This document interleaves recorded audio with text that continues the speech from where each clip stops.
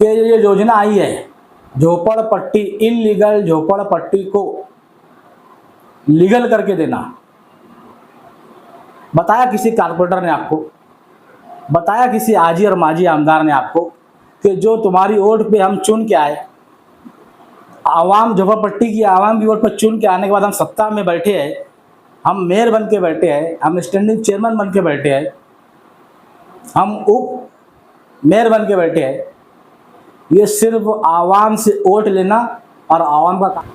महाराष्ट्र सरकार ने एक योजना लाई है, एक स्कीम लाई है, सर्वसाटी घरे, सबके लिए घर।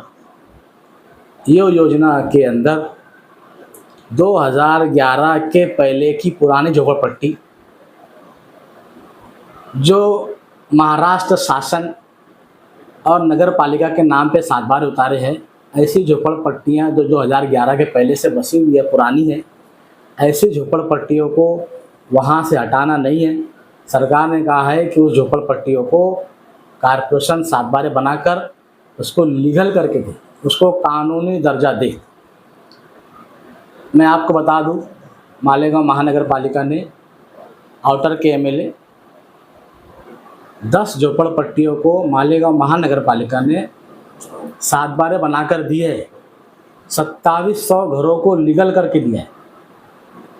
तो मेरा सवाल ये है, मालेगांव शहर के सेंट्रल के लीडरान से, क्या मालेगांव मध्य में, मालेगांव सेंट्रल में झोपड़पट्टी नहीं है?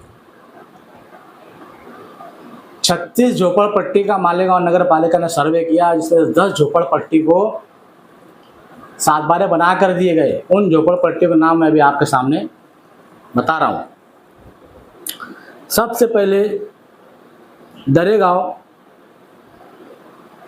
दरेगांव में और सायने बुजुर्ग में महात्मा फुले नगर दयाना, महात्मा गांधी नगर दयाना, अंबेडकर नगर दयाना, आदिवासी नगर दयाना, गणेश नगर दयाने, लक्ष्मीवाड़ी संगमेश्वर, चंद्रमणि नगर दयाना, दरेगांव, सायने बुजुर्ग, ऐसे 10 झोपड़पट्टियों को 7 बार बना के मालेगांव महानगर पालिका ने दिया है। और कब दिया मालूम आप?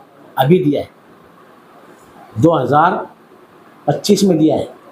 जब हमारे शहर के लीडरान इलेक्शन लड़ रहे थे ना, जब हमारे शहर के लीडरान इसकी वीडियो और उसकी वीडियो चला रहे थे ना शहर के अंदर, उस वक्त तो आउटर के एमएलए ने 10 झोपड़पट्टियों को नगर पालिका के आयुक्त के सिग्नेचर के साथ 2700 घरों को 7 बार बना के दिए। तो मेरा सवाल है मालेगांव शहर के सेंट्रल एरिया के लीडरान से, आजी और माजी से, क्या मालेगांव शहर में झोपड़पट्टी नहीं है?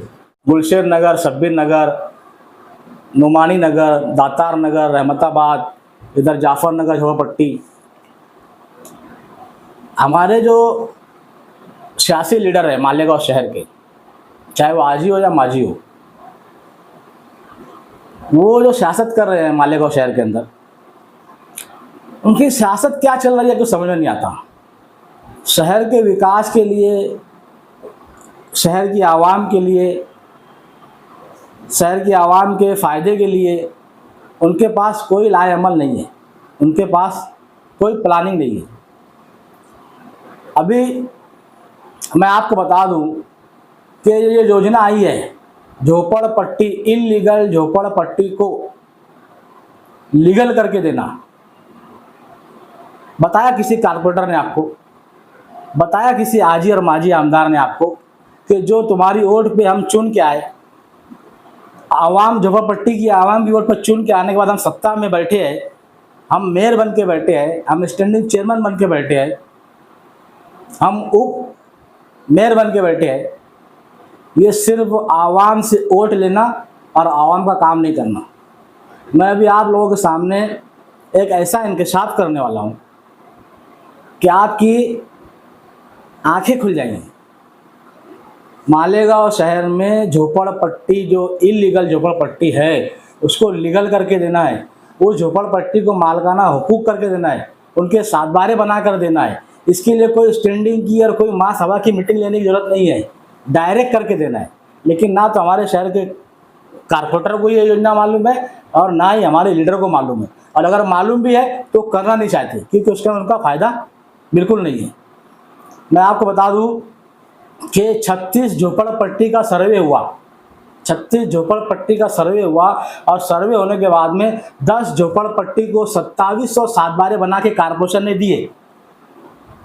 10 झोपड़पट्टी के नाम अगर आप सुनेंगे तो मैं बताता कि दयाने के अंदर 5 झोपड़पट्टी है आउटर के हिस्से में, दरेगांव में 2 झोपड़पट्टी है, सायने में झोपड़पट्टी है। ऐसे 2700 घरों को मालेगांव महानगर पालिका ने सातबारा बना कर दिया। तो क्या ये गुलशन नगर, सब्बीर नगर, दातार नगर, नुमानी नगर, जाफर नगर, दत्ता नगर के लोगों को सातबारा बनाकर नहीं दिया जाना चाहिए? इन लोगों को सातबारा बनाकर दिया जाना चाहिए, लेकिन इनको जो है ना, इन आवाम से सिर्फ वोट लेना जानते हैं, लेकिन आवाम में काम करना जानते नहीं है। अब्बास नगर, रहमताबाद, ऐसी बहुत सारी झोपड़पट्टियाँ हैं जिसके मकीन रहने वाले उनको सिर्फ घरपट्टी है, सातबारा उतारा नहीं है। ऐसी झोपड़पट्टी को सातबारा बना कर देने का काम इस कारपोरेशन ने करना चाहिए, और अगर ये नहीं करते हैं तो मालेगांव महानगर पालिका के गेट के सामने हम इन झोपड़पट्टी की आवाम को लेकर SDPI वहाँ पर जाकर एहतजाज और धरना करेंगे, और इन लोगों के लिए झोपड़पट्टी की जो सातबारे उतारकर लीगल बनाकर इनसे लिया जाएगा। क्योंकि योजना है, स्कीम है, महाराष्ट्र सरकार खुलकर बोल रही है कि आप आइए हमारे पास और प्रस्ताव दाखिल करिए और सातबारे बनाकर ले जाइए, गरीबों को इनलीगल झोपड़पट्टी को लीगल करके ले जाओ। क्यों नहीं करते हमारे यहाँ के सियासी लीडरान ये काम? आपको बता दूं, किला झोपड़पट्टी गवर्नमेंट की है। ऐसी झोपड़पट्टी जिसके ऊपर महाराष्ट्र शासन, ऐसी झोपड़पट्टी जिसके ऊपर मालेगांव महानगर पालिका आयुक्त का नाम लिखा हुआ है, इस झोपड़पट्टी को आवाम के नाम पर कर देने का काम हमारी कारपोरेशन ने करना चाहिए। ये GR है, लेकिन झोपड़पट्टी, किला झोपड़पट्टी के लिए कोर्ट जाने की कोई जरूरत नहीं थी। किला झोपड़पट्टी जो है वो ऑलरेडी गवर्नमेंट की है, और गवर्नमेंट अपनी ज़मीन पर झोपड़पट्टी जो इलीगल है उसको लीगल करके देने तैयार है।